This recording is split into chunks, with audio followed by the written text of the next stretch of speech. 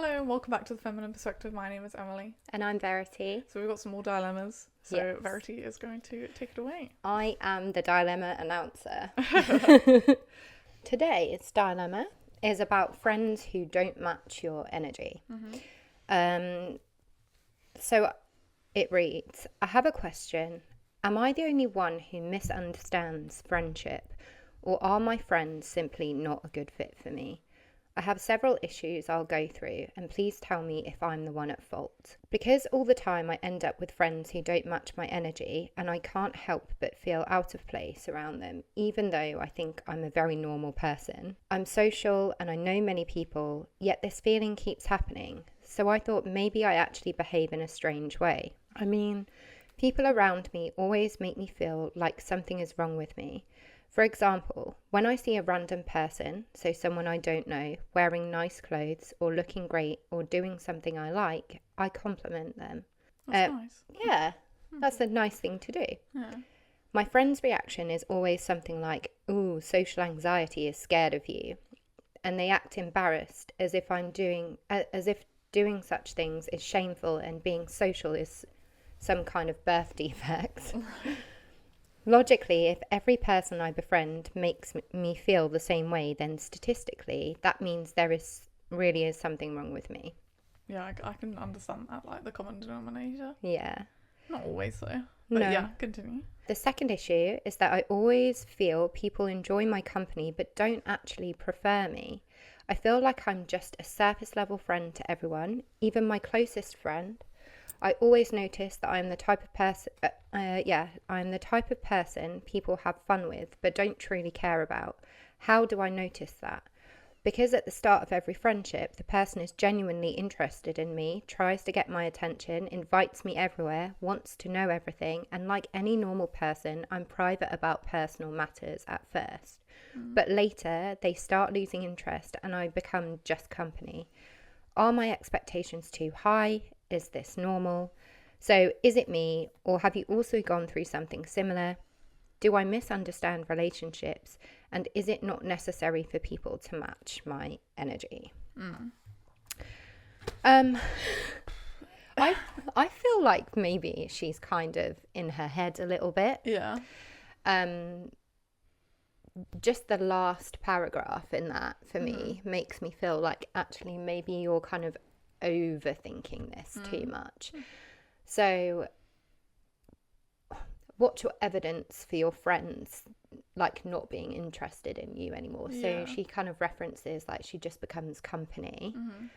But after a while friendships do kind of become like that. Of course they do. You settle down in each other's company, and when you know things about each other, you don't have those kind of deeper questions to be asking all the time. Yeah. It's about just enjoying each other's company. So I kind of got that impression a little bit that maybe she's someone that's kind of overthinking things. I mean, I always think communication is key. So if you feel that way, I think you need to bring it up with your friends, because 9 times out of 10 it's not what you think it is. Yeah. So it may be a case of overthinking. I'd be interested to see like what led her to believe that. Like, did they withdraw a little bit? I don't know. Is there other factors, like if they have partners, you know, like sometimes friends withdraw when they get a partner, don't they? Yeah, they don't have as much time and stuff, do they, for their friends?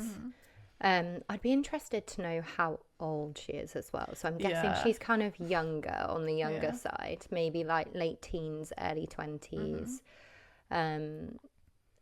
You know, I don't know about you, but I know at that age I probably overthought a lot of social interactions compared to now.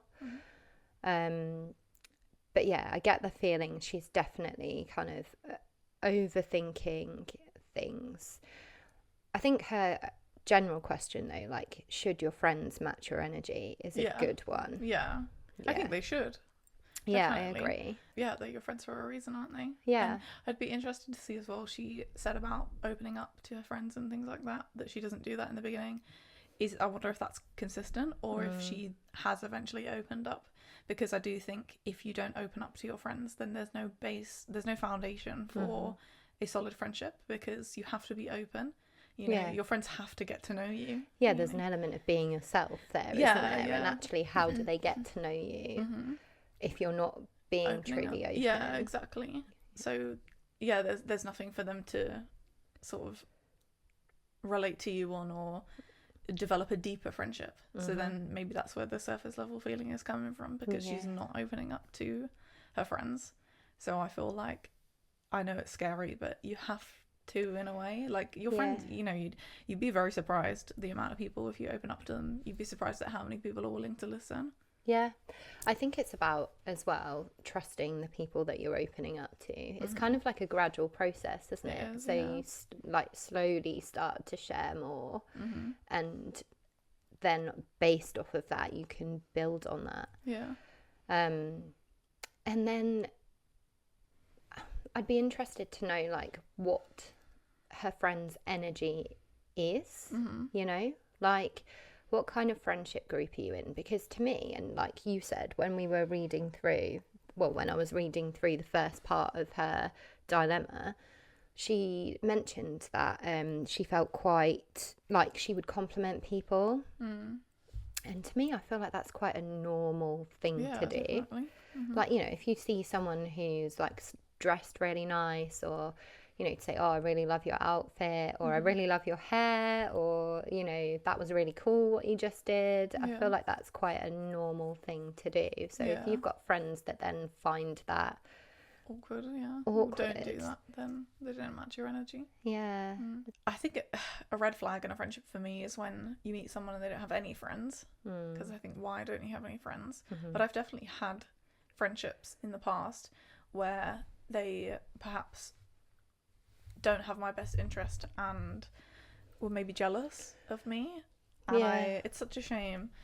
And I think sometimes those people, you're a bit of an energy source to them, and I think maybe sometimes when you stop giving them that top priority energy, they sort of start to withdraw or punish you for that.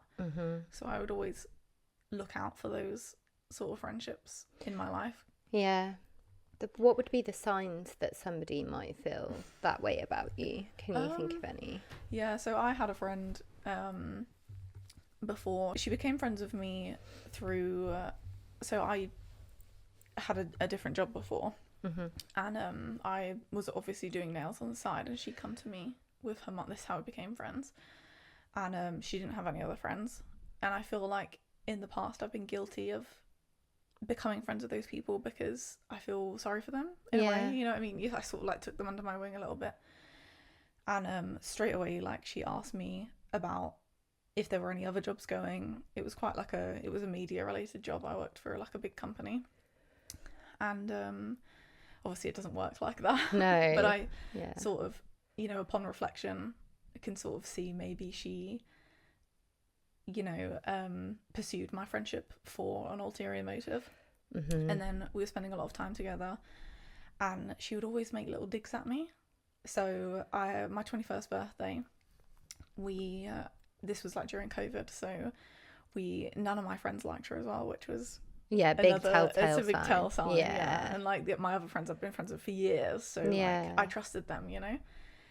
And so it was during COVID, and we were allowed back out, but do you remember when you can only be in like tables of 6 and you had to sit down? And so it was my 21st birthday, so she was half an hour late and hadn't messaged me or anyone to say that she was going to be late.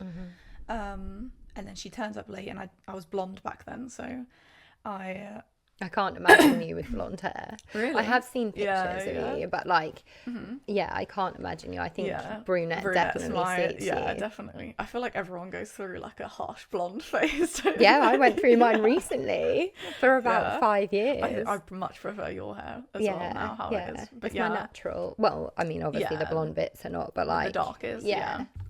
So I was like fully blonde then. I just had my hair done.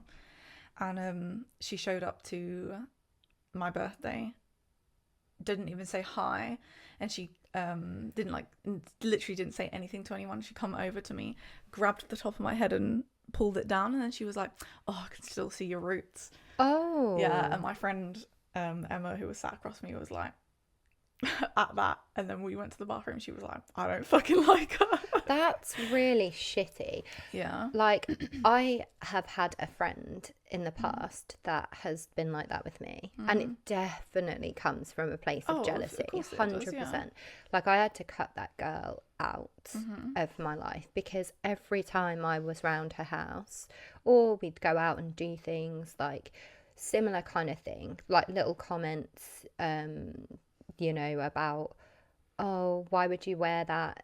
Your legs aren't even that great anyway. Yeah. Ugh, And I'm God. like, excuse me. I don't particularly like my legs, if I'm honest. Really? You're great legs. Thanks, girl. Like, but I feel like they kind of came into fashion a little bit, but they've always been like chunky. Like, I think you got chunky legs. oh, I feel like I've got chunky No, legs. girl. You got body small, yeah.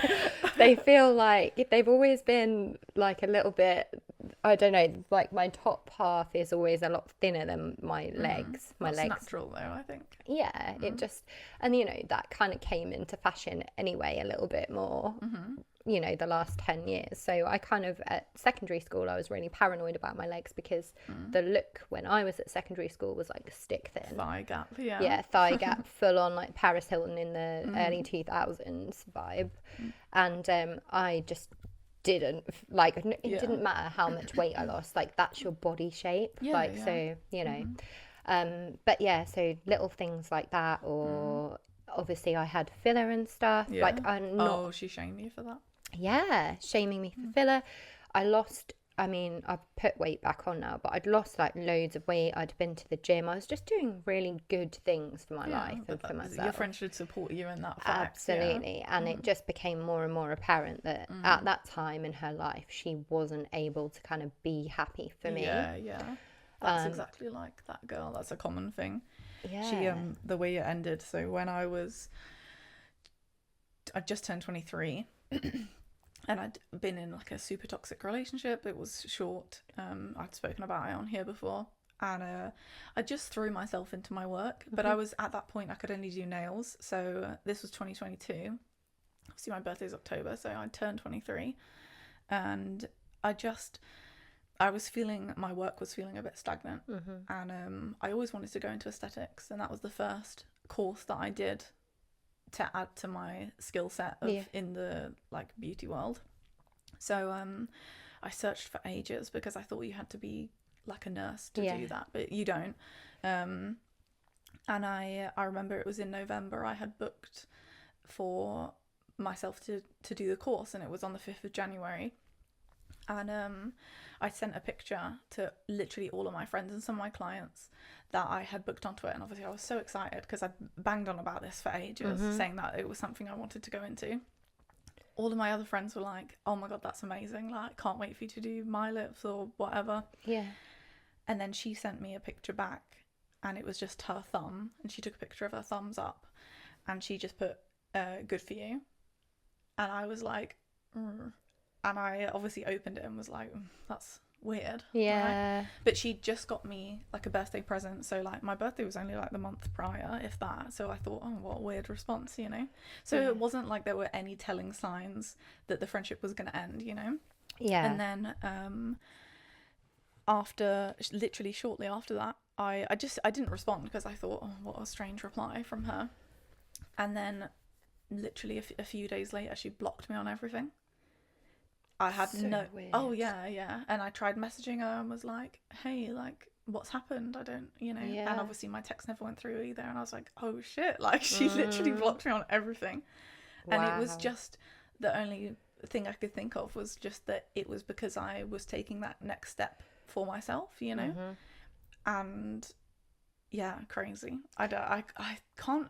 I really struggle to. I actually feel sorry for people like that because I think, I can't imagine, you must be so miserable. Yeah. So miserable. How are you so insecure and upset with your own life that you can be jealous or hateful towards somebody that has done nothing wrong to you, basically? Yeah. But you can't be happy for someone. I know. Yeah. It's crazy. It's sad. Your friends, you should have your best interest. Yeah. Like, with your friend, or your friend's best interest. Sorry. So yeah, I don't know. I think there was definitely, it's funny though, obviously I was a lot younger then, whereas now I've had a few experiences with friends like that, but now I can honestly hand on my heart say I don't have any that are like that, but that's because I know the signs now. Yeah. And I feel the same with my friends now. Or if someone does start to like display behaviors like that, you're gone. Yeah. You're gone.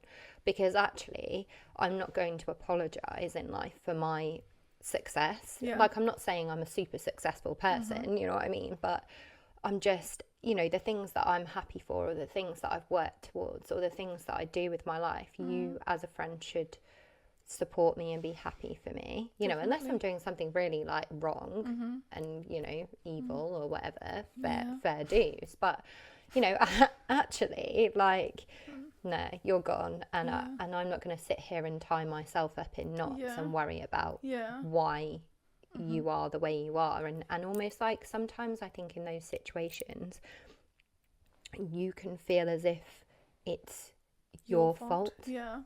Like, oh, maybe I am, like, maybe I shouldn't wear this skirt because people will think this of me, or maybe I need to check my roots, like you were saying, or maybe... Such a strange thing to point out, isn't it? Odd, isn't it? But it's like those little tiny dicks that are dressed up as jokes. Yes, and this is something I always talk about, is the saying, many a true word spoken in jest, and many people will tell you the truth in jest. I always say, look, and it's not even just people you date, it can be anyone in your life. Always look at, there's two things, especially if we go to dating, especially because I feel like that's a big one, because you spend obviously so much time with that person, but even friendships, I always say two things: look at how someone jokes around you, and look at how they treat you on your birthday, because that is very telling, I think, because, you know, obviously with the jokes often people will tell you the truth through jest.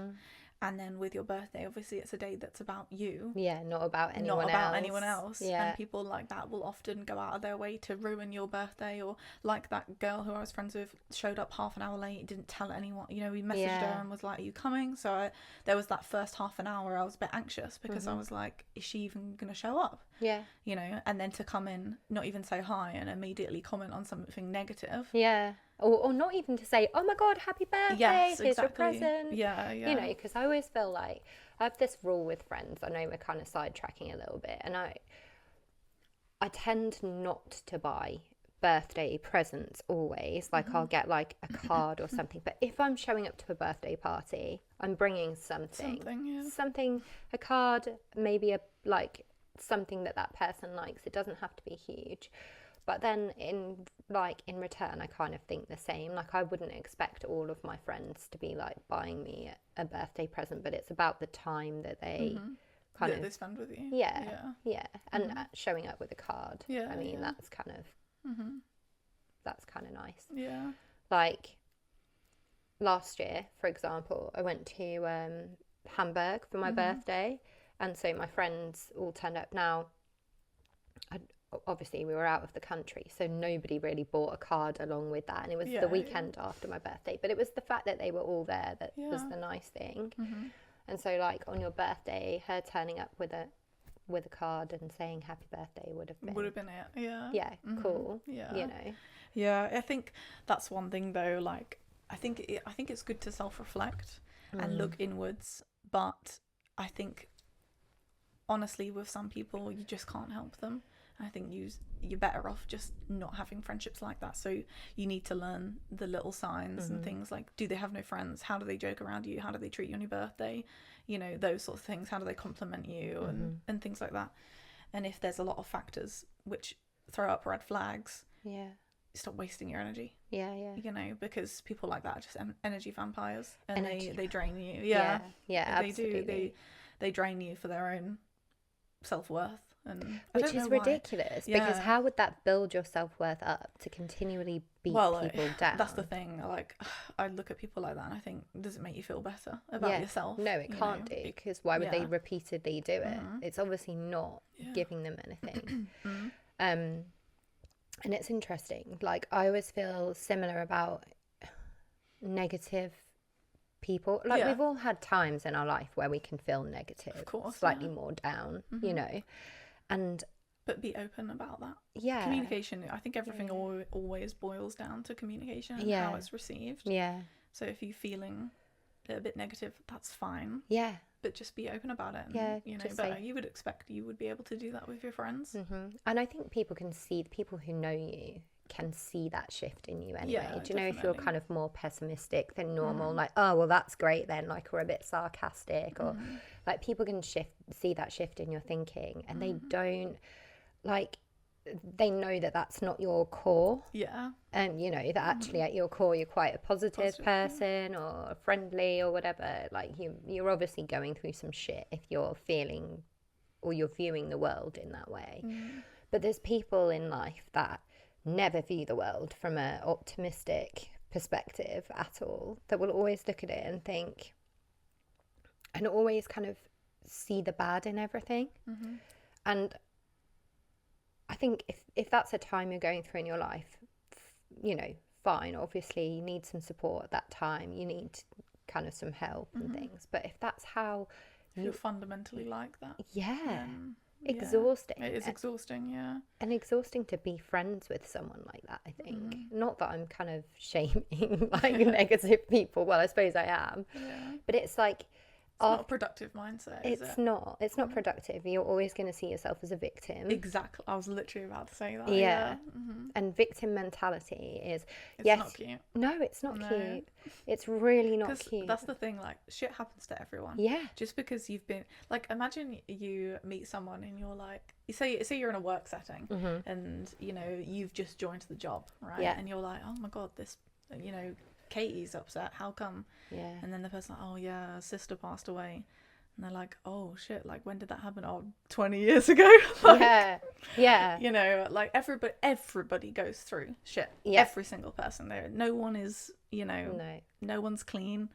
We've all been through stuff, but it doesn't give you the right to be an arsehole. No, absolutely. And also, it's not about comparison either, because this is the other thing. Like, we're different people. So what is big for one person may not seem big for you. That's because you've got different priorities, different values, different belief systems, different things that have gone on in your life, and different experiences. So actually, kind of, you know, I think it's that understanding, isn't it, that everybody goes through something, and you never know what that person's going through behind the scenes. You don't know what kind of demons they're battling. You don't know, you know, what their financial situation is like. You don't know what their kind of home life is like. And viewing yourself as a victim is, it's not a helpful mentality. It's not healthy either. You know, I think so many people make their experiences their personality. Yeah. And it's not a healthy mindset to be in, you know. No. And if you're always wallowing in that self-pity, it's very hard for people to meet you there, you know. And then it becomes, I don't know, it might be the case in her case, I don't know. I feel like it's hard, isn't it, to advise when you don't know fully the situation. Yeah, you don't know their circumstances. Yeah. Because I feel like I want to reply and be like, okay, so firstly, how old are you? What setting are you in? Have you opened up to your friends? You know, it's tricky to know. But I suppose we can only kind of draw on the information that we've given. We've been given. But I do feel like perhaps it's worth having a conversation with your friends about this. Of course, communication is always the first thing. Always. You know, if you open up yourself to have that communication, they might even turn around and say, oh, I didn't realise anything was wrong. You know? What are you talking about? I really value you. Yeah. Like, because then as well, like, some people need constant validation and reassurance from their friends, and then that's another you problem, because you know, I think your friends should give you validation to a degree, but not constantly. And if your self-worth is based on how much validation and attention that your friends give you, then you need to do some inner work, because again, it's not healthy or fun to be around, you know. If someone's constantly wanting that from you, that reassurance, you know, you need to pour into yourself first, you know. You know, I don't know how much time she spends on her own, or, you know, how many friends she has. Like, fill your cup with different things, you know, and do things for yourself, like go to the gym and invest in time alone, you know, and just start to enjoy your own company, and then, you know, your friends will slot into that nicely, who are meant to be there, you know, and they might even gravitate towards you more, because then it's like, oh, you seem fun, like you're always doing something. I always feel like people gravitate towards you when you're in your power, when you're in your position of, I don't mean this in an uncaring way either. Like, obviously, I really value the people that are in my life. But, like, when you're very much like, actually, it doesn't matter who I've got around me. I'm in my zone. I'm doing what I love. My life is, like you said, full. My cups are full in all different areas. The right people gravitate to you. Yeah, absolutely. But, you know, she sounds like quite an outgoing person, though. So to be able to compliment people and stuff in that situation, like, that to me is someone who's outgoing, you know. Maybe her friends aren't outgoing. Maybe they've got that kind of different value system, or... But then you don't align. You don't align. And that's fine. You know, there's plenty of people that you will find that you will align with on a better level. But, you know, I've got so many friends. I've got my core group of friends who are like my absolute best. Yeah. But I've got a lot of other friends who are quite low maintenance. You know, who I don't speak to them all the time. You know, we could go months without seeing or speaking to each other, and then one day we'll come back together again, and it'll be like no time has passed. You know? I love my friendships like that. Yeah. So like my oldest, when I say oldest, I don't mean age, you guys. You mean like longest? Oldest and dearest and longest friends are my friends like that. You know, friends that I've known for, oh God, like 20 years. Yeah. You know, see each other twice a year max. Yeah. And then when we do, it's literally like we're like teenagers again. Got more to talk about. Oh my God. And you just love each other unconditionally at that point. Yeah. You know, like my friend once said to me, one of my friends who, again, my ride or die, like long time. So we were like having a chat, and we were saying this exact thing. So we kind of do like an annual bottomless brunch around Christmas time. Oh, nice. And we were saying, you're due to see her again soon. Yeah. I'm super excited. We were supposed to do something this weekend just gone, but I double booked, and I promised to go to my dad's. Yeah. And I was like, I need to kind of see my dad, but yeah, this friend, when we were out last on our bottomless brunch, we were joking, and she said, you know, actually, this is the kind of friendship that if you ring me at like 3 a.m. and say, hey, I've just killed somebody, you know, not that I ever would, but I'm just saying, like, if that happened, I would be there going, where are we going to hide the body? It's that kind of friendship, you know, like you're locked in. You love each other unconditionally. You've been there for each other through really good times in your life, through the worst times ever. They know you inside and out. You know, they know all the bad bits about you, because we all have bad bits. Oh, of course we do. Like, none of us are saints, none of us are perfect, so they know that, and they accept it, and they like see that the good outshines the bad. And so that's the kind of friendship I think people need to align themselves with. Those people. Just authenticity. I always just be authentic. Because if you're not authentic, how do you expect anyone else to be? You know? Absolutely. And then they don't know the true version of you either, and that's a whole other ball game of problems. Well, because then you've not got a real connection, have you? Exactly, You know. So how do you expect to have any depth with anyone if there's no connection? No. Because you're not authentic, you know.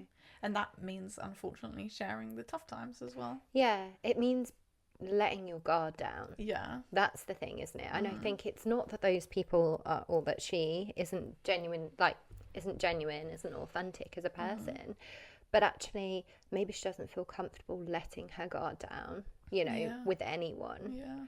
And that's something I think you have to work on as an individual. I think as well, like everyone's been burned before in a friendship or even a relationship, you know, everybody. So many. So you can't let that stop you from making new friendships, because otherwise you're never going to grow or have new experiences. You know, so I think, don't let that. I know it's hard when you're operating from a place of trauma, where, you know, especially if you've had a series of maybe not very nice friends, that then maybe you're scared to make that jump and open up to another friend, but you have to. You just have to, because if you don't, then you miss out on the opportunity of then meeting that right person. Even in a relationship, same thing goes. I was literally thinking that as you were saying it. You know, actually love can be the most painful thing you ever go through in your life. And you know, and actually it makes sense, doesn't it? If you don't then fall in love, you guard yourself against that shit that's going to come your way. But ultimately, if you don't put yourself out there and risk, I guess, that pain, and then you're never going to have that experience of love. And actually that's a really beautiful thing, just like friendship, really beautiful. When you've got a really beautiful friendship, it's worth that risk. Definitely. So you might be a bit kooky and a bit weird, and like we're all a bit, in our own way, we're all a bit strange, right? There is no such thing as normal. We've all got our own behaviours, but actually that's the beautiful part of you that you've got to let out. You've got to let that. What makes you who you are. Yeah, yeah. Be yourself. Yeah. Yeah. Cool. Yeah. It's hard. I get it. I know, like, friendships are such a cool thing. One last thing I want to throw in there as well is, I think, for any advice, anybody who gets into a relationship, never forget your circle. Yeah. You have to still pour into your circle, and that is such an important thing, because you need time apart from your partner. It's healthy. You know, if I'm in a relationship, you go have time with your boys. I need my girly time, one-on-one, and one-on-one.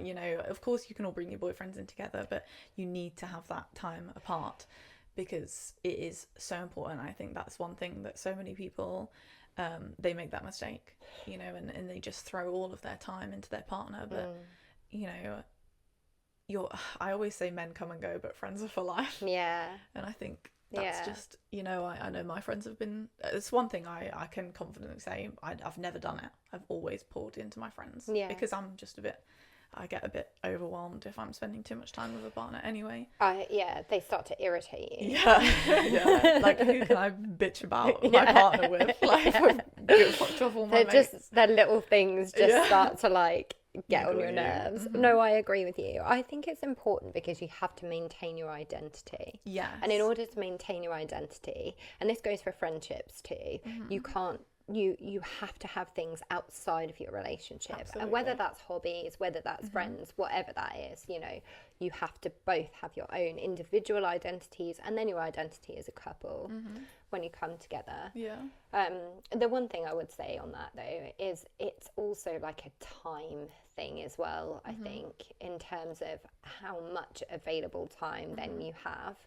If you've got a busy life, you've got all these friendships, you've got like a job, and then you've got a partner.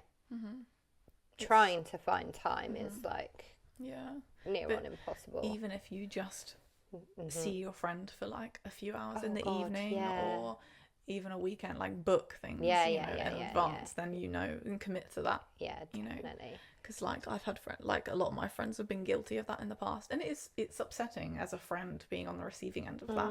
You know, seeing your friend not spending as much time with you, it feels like rejection, and it's a hard pill to swallow. Yeah, and I think from their side of things, it probably well, it isn't rejection, but it's that available time. But it may be as well that prioritization. I know certainly for me, mine's like, oh my god, which friend am I fitting in which week? You know, because then it becomes like, if I then see 3 friends this week, then I'm not seeing my partner at all. So it's literally like, by the time I've worked my way through it, it's like, oh, I've not seen that person for like 6 weeks, 7 weeks, because we've done. So I do think time plays into that. Basically, you need to get rich, win the lottery, and then you've got enough time for everyone in your life. Or get a rich man who can be a lady who lunches. Go to yoga with your friends. Well, I bought a lottery ticket today. Oh, fingers crossed. Fingers crossed. Don't forget who I am. I would literally, I've got it planned out in my head who the people are that I'd be like dropping some money to. Yeah. It's 143 million. Oh, wow. The euro. Hopefully we speak into existence. Yeah. Let's manifest right now. I don't play the lottery, you know. Don't you? No. Got to be in it to win it. You do, yeah. I don't know.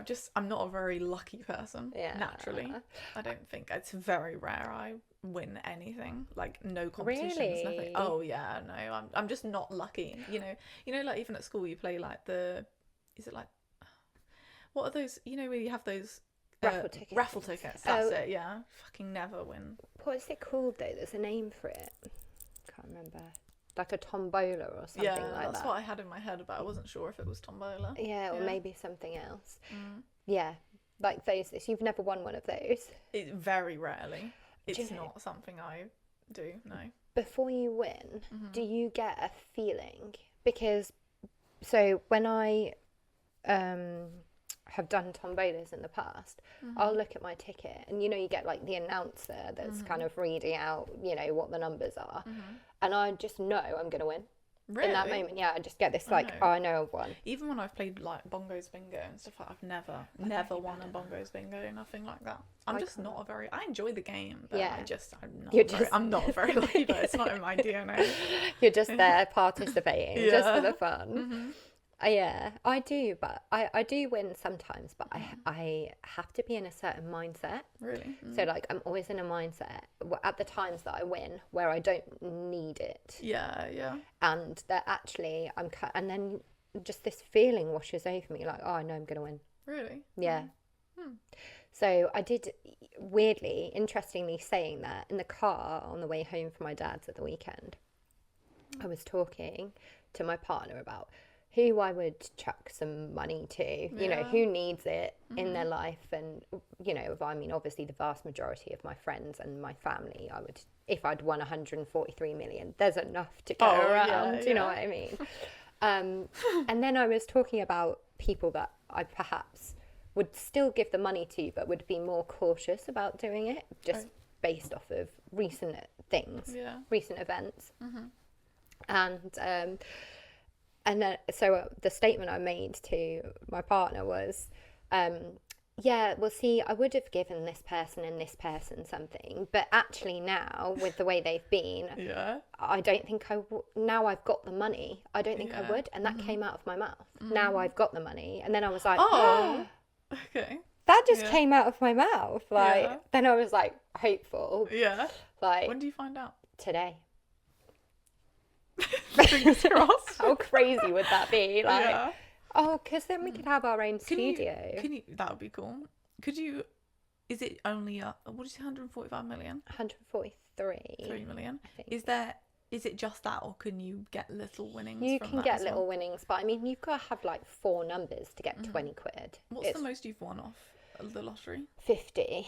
£50? Yeah. Okay, I thought you were going to say 50 grand. I was like, oh, damn. God. No, fucking hell. Yeah. No, I wish. No, I haven't. I've won £50, and that was not that was not a lottery ticket. That was a lottery instant scratch card thing. Okay, so I've had one experience where I have won something, and I had a dream. Yeah, I had a dream, and in my dream I'd played a scratch card, and it was a £5 scratch card. It was very specific, and it didn't tell me how much I won though. And then I went to the where you just go to the shop and like check it in or whatever, and the woman checked it and then was like, she was being really cagey and then wouldn't give me it back. Yeah, and she was like... In the dream? Yeah, in the dream. Oh, right. I thought you meant in real life. No, that was in the dream, right? And I was like, fighting. I was like, give me the fucking thing back. And she's like, was like fighting with me, because I'd won a big amount. Yeah. So I woke up from that dream and I was like, I need to play a £5 scratch card. Yeah. So I did. I only won £20, £25, something like that. But I still won. You won. I bet the shopkeeper wasn't They fighting you didn't fight me for that one, no. I always think that, if you like the lottery tickets, see, I do mine online, but you can buy them obviously from shops. Yeah. I always think that, people then go and give them in to check if they've won. I wouldn't trust any fucker in that Yeah. position. There's no I'd be way. like, nah, you've not won. Yeah, exactly. Book it, Exactly. There's no way I'm giving it to someone to check. I'm going to be checking that ticket over and over and over again before I hand it into a shopkeeper.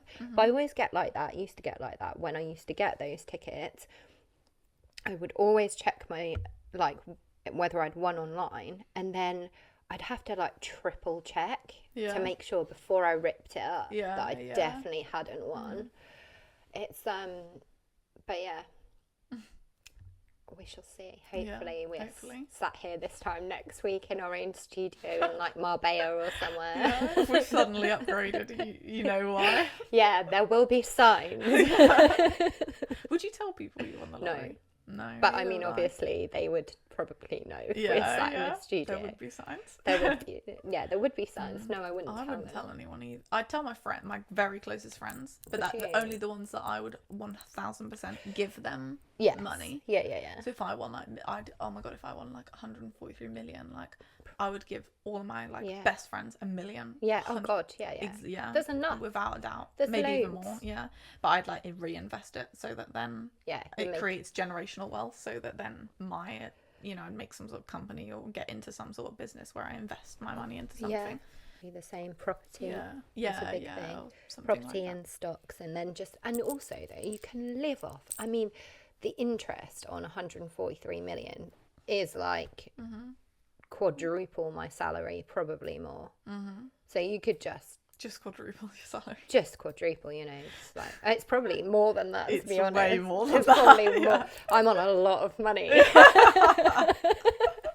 I'm just doing quick maths in my head, girl maths. It's not adding up.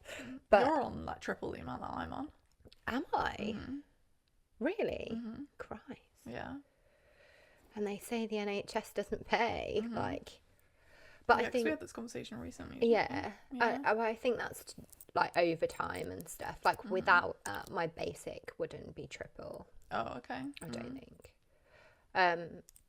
But yeah, obviously we won't go into how much we make. But yeah, shall we? Yeah. Yeah. Yeah. Think it's a good place to wrap it up. Yeah. Okay, so thank you very much for watching. Please like, subscribe, comment, follow us on YouTube, Spotify, everything. And we will catch you in the next episode. Not next Sunday, the next one. Bye.